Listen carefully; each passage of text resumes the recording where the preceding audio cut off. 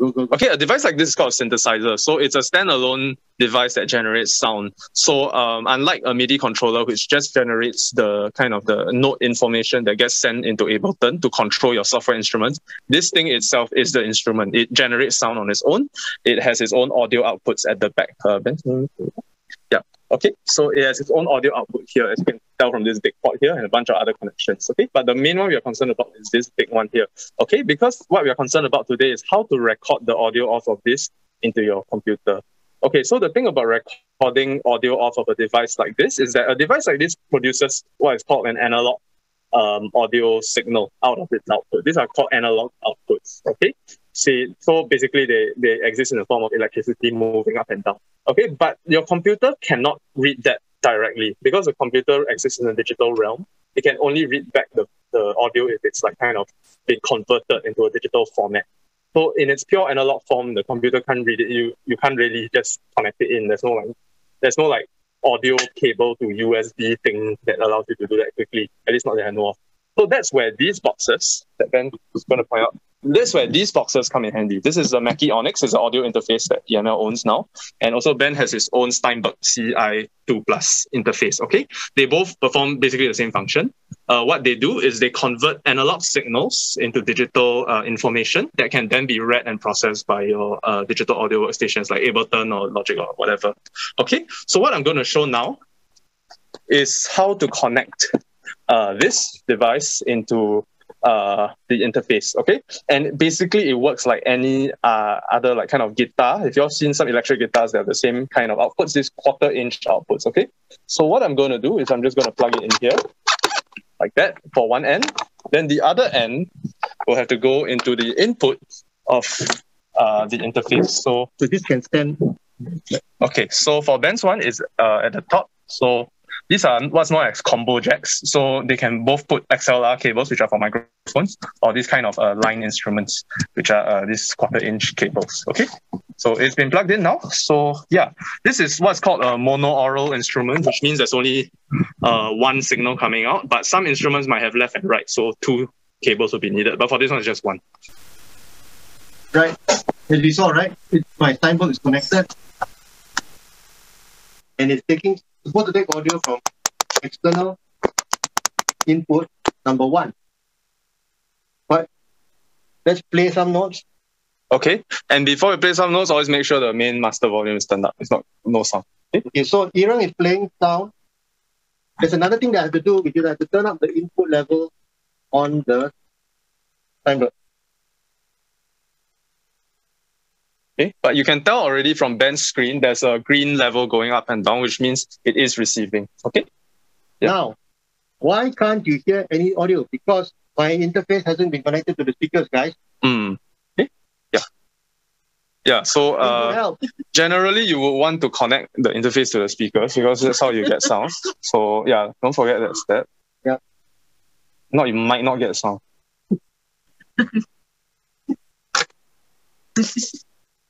The other thing, yeah. Okay, so right now, then you turn on the speaker. That's right. Good. Okay. Okay, let's hear. Let's hear the sound of the Microfreak going through. Yeah. Yeah, and it's a good idea to start at a low volume first in case you get like. Can you guys hear that?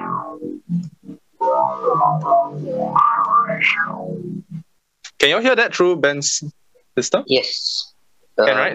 Oh wait, no. As in I hear it through the microphone. Okay. Okay. Yeah. Maybe your For the sake of Zoom, I will change it to here.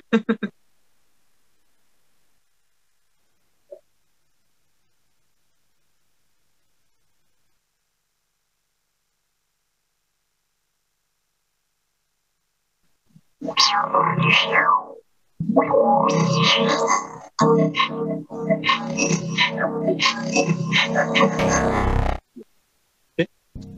You can turn on your voice.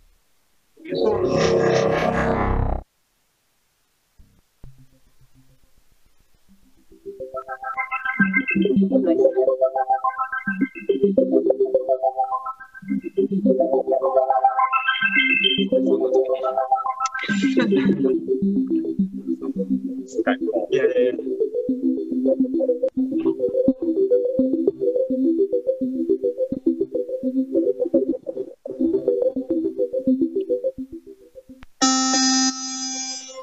Was that it?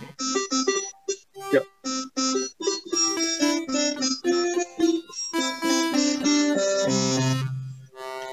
Can you all hear that? Okay.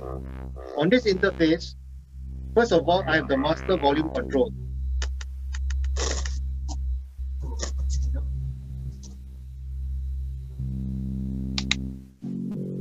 Master volume control, as you can imagine, controls the master volume. No, what?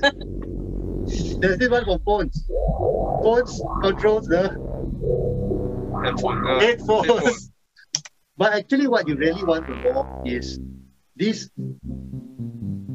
other things, right? High Z. High Z is for you to plug in guitars. You plug in guitars, you need high Z. If you plug in a condenser mic, you need phantom power.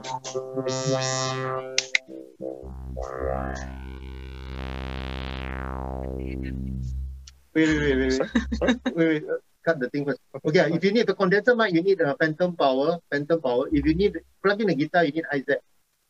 Here, and a lot of interfaces have this also, is the difference between, is a combination of the input and the DAW. So if I do all DAW, you will only hear the sound that's going into the DAW. Wait, a more sustained sound. How do I know this is coming from DAW? Because if I switch off recording, you can't hear anything. Right? You can't hear anything because you're only hearing a DAW sound. On the other hand, I can also switch on. I can also turn this to all inputs, meaning the sound that's coming in through the wire, regardless of whether it's DAW. So press.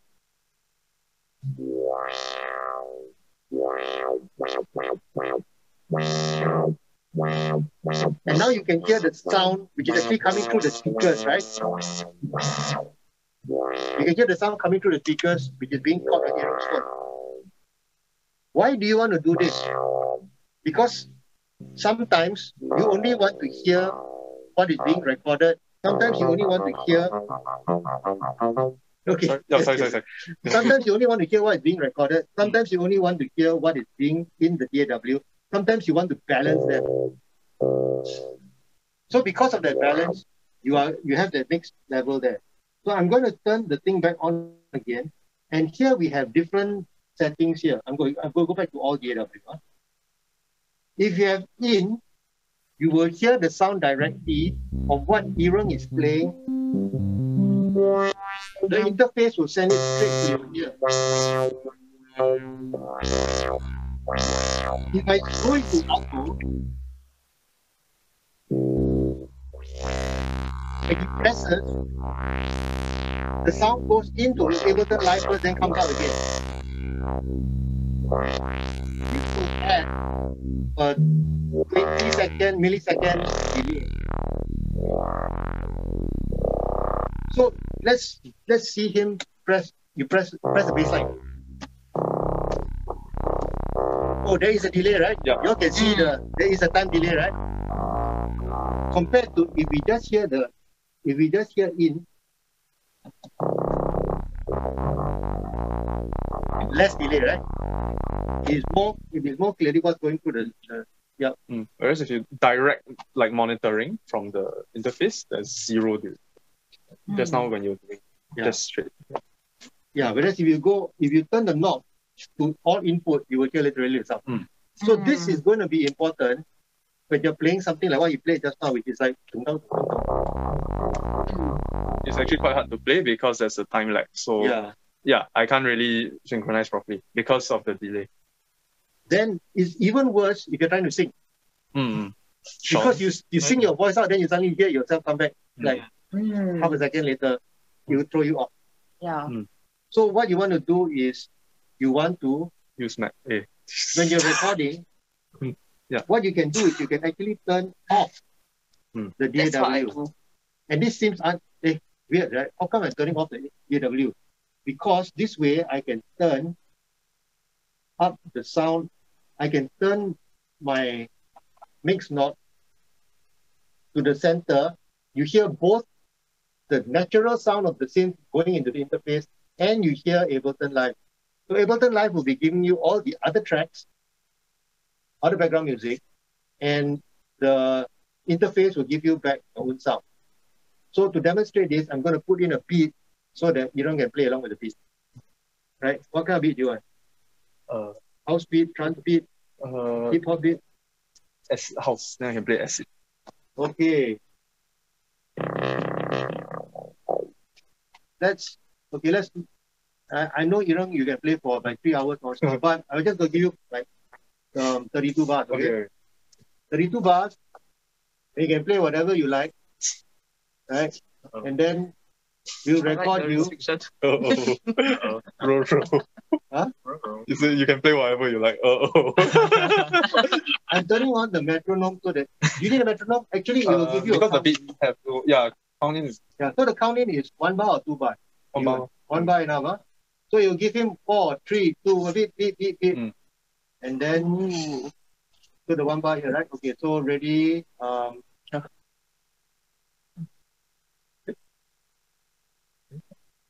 And you guys notice that it's off, right? So we are not listening to his playing from Ableton. We're listening to his playing from the audio interface. Direct.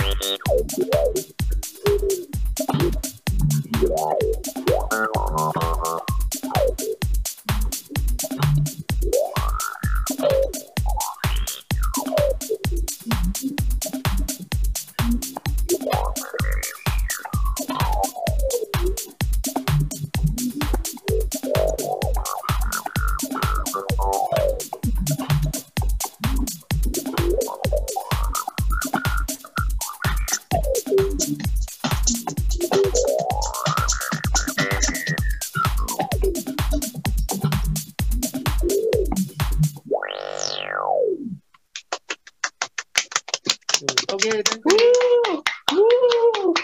Now.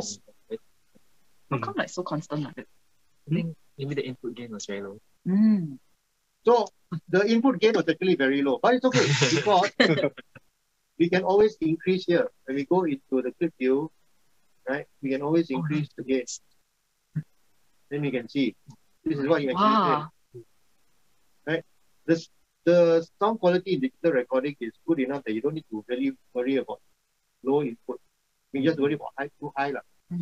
Just make sure there's not, if the only problem is noise, which might happen if your cable is wonky or interface is wonky, but it looks okay from here. Looks okay, yeah? Yeah. So just now we could have recorded at a higher level. Now the thing is that when you play back, we can actually play them together.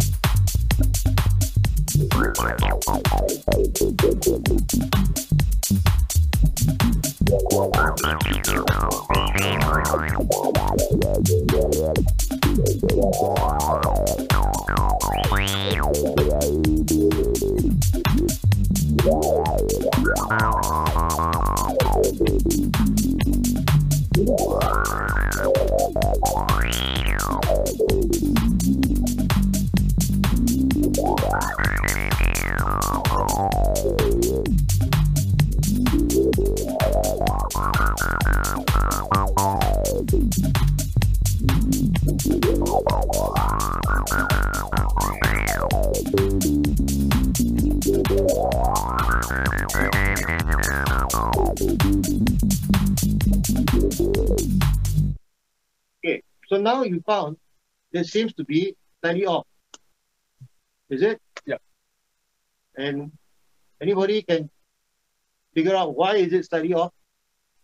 Because we're using MME drivers, so the latency is high. So there's this D, It's letter going to D say here. Windows. This letter D here The Windows actually puts in a track delay. So you can actually speed this up. Oh, that's cool. I didn't know. Yeah, you can actually pull it like -20, Oh, yes, track delay is made. -20, so that it will start earlier. Let's try it from the beginning again.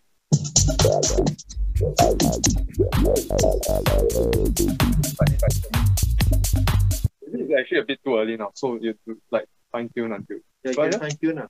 It's cool. I didn't know that. That's so I was using that. That's right. Track delays. Oh, yeah. How's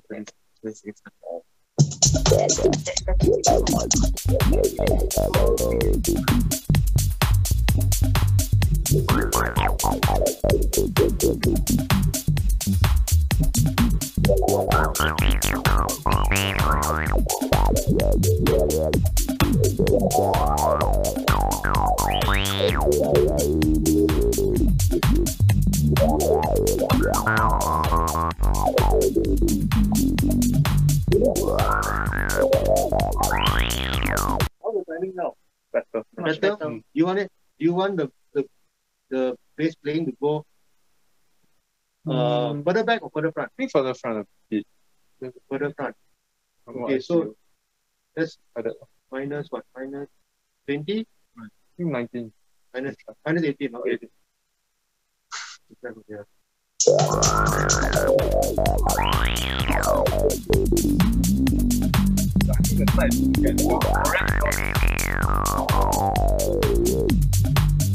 With this, you can actually overcome the recording latency. Where do you input the -18 just now? And you're hearing, Okay. because we're hearing the actual sound, right? It's just that when you Direct record monitor. the software is a little slow, so you just need to do the track delay back. Right? Sorry. How do you nudge the? We're going to talk to E-Reng. We're going to ask E-Reng to try doing this instead of having off, because just now it was off, right? So try with on. Let's try one with on. Oh. Let me make a new section. I'm going to mute this one, and then we're going to try new track. Okay, let's try. See how it goes. We just do it 60 bars per minute.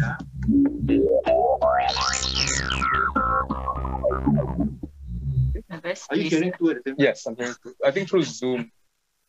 Is it? No, Zoom is not coming Yeah, I through keep here. forgetting what Oh, then I'm not sure why. But never mind, it's okay. It'll work. Oh. Yeah. Okay, feels like delay. The moment when it happens and versus the moment you hear it. Oh.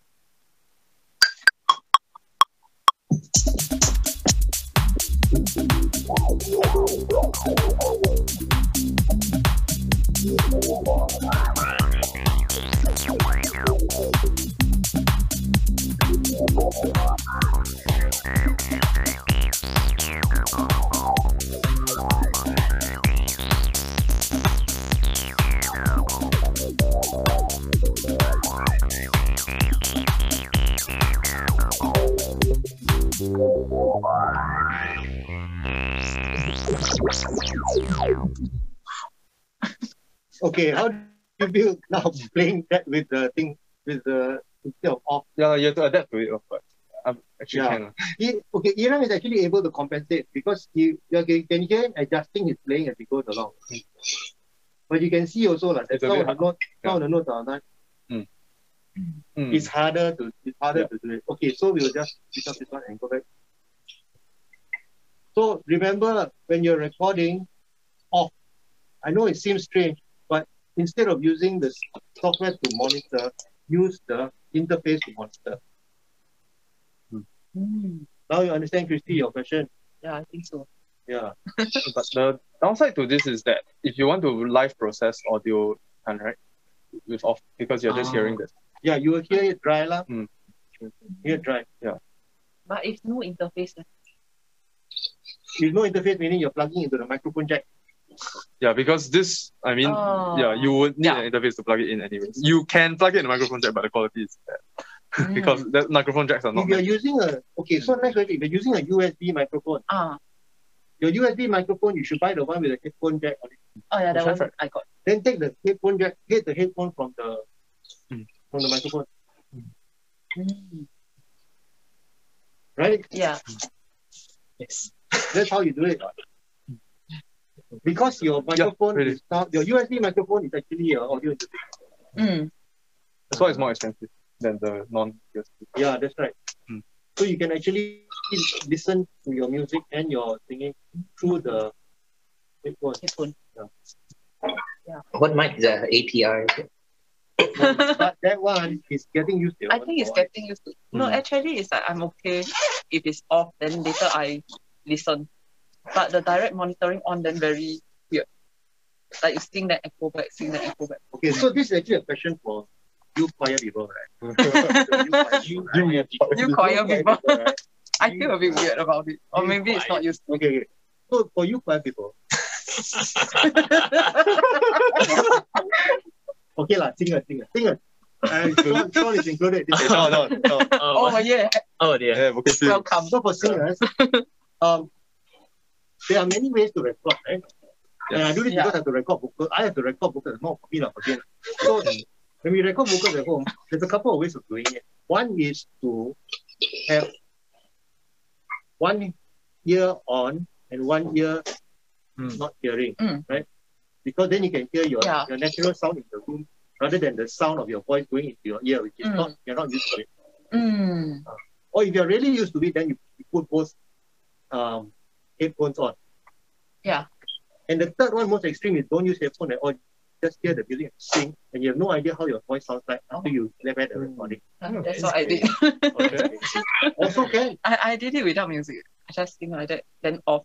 The metronome? Even without metronome. Whoa, I just sing like that. Whoa. Okay, no. I was thinking of singing to a track. Yours is singing free form. No, okay, never mind. That one not issue. That's truly Galaxy brain. Yeah, that one is not an issue. That one is no need to think about it. What I meant was that you're trying to follow a piece of music. If you're trying to follow a piece of music, then literally you can switch off your monitoring, right? Just like we have here. And then you just hear the music, then you just sing. Oh, yeah. Right? Just make sure your music is not so loud that you can't hear your own voice and then you shout. Okay? That happens. Yeah? I think that will happen. Yeah. So to solve that, you listen to the music on one side. Then the other side is listening to your voice in the real life. Makes sense. Okay? Yeah. Then that one was. So singer, other people who record their own Singer. Yes. Singer. Caught in 4 Caught in 720. Singer feels. Vocal fuse. Okay. So Brandon's got a question. He tried to do this without adjusting the MS lag on Ableton like that. The pianist got scared because they're playing off time, but just yeah. So Kian's thing is to reduce the frequency of that audio interface. So were you using audio interface, Brandon? Brandon, were you using audio interface? Kian asked. Sorry. Brandon. Hello. Brandon. Hey, what's up? Sorry. Wait. Kian asked, were you using an audio interface when you recorded the pianist? I think I was using MIDI out, but when we were recording, we just used the speakers from the piano. And so what I didn't do was adjust the MIDI on Ableton like you did to have that delay. So when I played it back for him with the drum beat, he was listening to it, and it sounded like he was out of time. And he was like, "Oh no, I'm dog shit. I'm terrible." And I was like, "No, I'm sure it's just me." But yeah, I couldn't work it out. So this is very helpful. Yeah. Yes, Brandon, you're right. It was you. Okay, it's okay. But the thing is that this stuff is not instinctive, you know. It takes some knowledge. And I share the screen again. That this thing, right? When you look at it, the audio thing, instinctively you would think, shouldn't I switch on the in or the auto so I can hear what's being recorded? this is what. But actually, if your timing is going to be thrown off, you should actually switch it off. You shouldn't listen to what you're playing as you record it. Yeah. Of course, yeah. So it's only when you play back then you hear. When you play back, there will still be a time lag because of the nature of computers. That's where you add in, press the letter D, and this thing will appear. This thing does not normally appear by default because I think they are afraid that people will screw it up. Right? If you anyhow put numbers in this, all your tracks will be a different timing. So that's why they hide it. Right? Normally it's like that. You never even knew it existed because it's a tiny letter D there. Yeah, minimalist design. Yeah, minimalist design. Yes. So there. So it is totally usual. It has taken me literally years to get this right. Yeah. Yeah. But I mean, the main, like I think I mentioned, the main disadvantage is that if you are a type of vocalist that want to sing live with live vocal processing, like putting yourself through reverb, then it might not be very viable to listen to the pure audio interface input because you won't be able to hear the process vocals. Although it's quite, I mean, most studio musicians wouldn't sing into effects, I think. That's mostly for a live setup. But if you want to hear yourself with the effects, like hear the echo as you sing into it, then you would need to live with the delay, the lag in the lifetime. Yeah. You know, during COVID time, right? I was setting up karaoke session in my room for my friends to come over. And I reverb and delay onto Ableton and sing through it. And wow, this is like a karaoke machine. Yes, I know. The good thing actually is that while we have this problem right now of a bit of lag, because I use the MME driver so that I could share the audio in Zoom. If I was not sharing the audio in Zoom, I just use the ASIO driver. The ASIO driver brings down the latency a whole lot. So most people can't feel it. Yeah. And I mean, I'm not to be an Apple snob, but if you're on Apple, the drivers are generally better. So the latency is negligible anyway. Yeah, it's about the same as ASIO. So right now, right, my latency is correct. Because ASIO is created basically to reach that kind of level. Yeah. Not to be an Apple snob, but to be an Apple snob. Yeah. That thing's kind of built in. The hardware is built like that. And like, there's an Andrew Huang video on this. Why it's like that is because Windows machines have to rely on a whole bunch of different manufacturers, like hundreds of different moving parts. There's different companies and there's hundreds of different or thousands of different Windows models. Whereas for Apple, there's only like 29 Macs out there that you can buy. So they can kind of standardize the audio hardware a little bit better. Yeah, but for Windows, it's thousands and thousands, so you can't standardize. Yeah, so that one is, it is what it is at hardware. So to tell you that for those of you who are working on Windows, don't fear not, because I show you the difference. That right now, because of Zoom, I'm using the driver, which has, look at the 279 millisecond. Man, there's a free delay plugin. Yeah, that's like one tap delay. You know what, 271, that's basically a quarter of a second, right? which is basically 1 beat already. No. In fact, if you're playing at 120, it's 2 beats. It's a 2-beat delay. It's a 2-beat delay, you know, using the MME driver. Whereas if I use the ASIO driver, I'm down to 1/10 of that. That's a drastic difference between the ASIO driver and the thing. So, moral of the story, use ASIO driver. I don't use MME unless you're on Zoom, then you make well, I know E-Reng is saying moral of the story, use Mac. Use Linux, Jack Audio, open source LADS. No, moral of the story, use tape. Yes. Zero latency. That's Zero right. latency. The only latency is you must press the then the head must touch the and your sample rate is infinite, so it's the highest possible quality. Highest possible, right? Only thing you're recording, you run out of tape. My most nightmarish experience. You know, to tell you EML, we used to do recording, right? So once we were asked to record a gamelan orchestra, It was really cool. So we like set up the open reel, right? Those like 1-inch tape, right?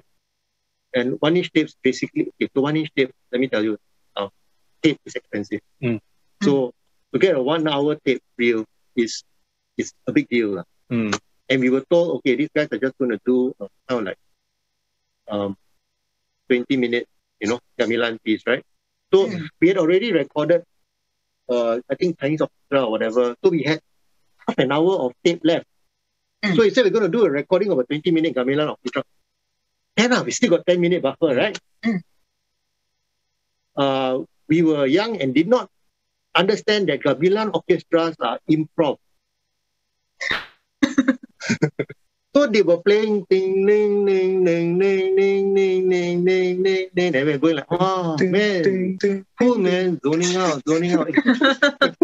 Hey, reaching 20 minutes, Then they start to wind down. Okay. Then one of the guys goes ding ding, and then he start again. Hey, just past 20 minutes. Maybe they're just doing a kind of like additional. Ding ding ding, another 2-3 minutes. Ding ding ding ding ding ding ding. And another guy goes ding ding ding. So we're watching the tape running out like they did this about 5 times, right? You're seeing the tape running out, right? Hang on, they finished just. Wow. That happens for like our omnibus recording because you know how DSLRs they have a limit on the. Oh yes, DSLR. My set was 19 minutes and 50 something seconds. The limit was 20 minutes. Yeah, just so time. If you were improv, we die already. Die. 3 hours. Yeah. So anyway, my favorite gamelan song, Tokyo Drift. Side gamelan Tokyo Drift. Batam Drift. Let's go. You drift. You fall off into the ocean and you drift away. Okay, sorry, that was a Batam joke. Yeah.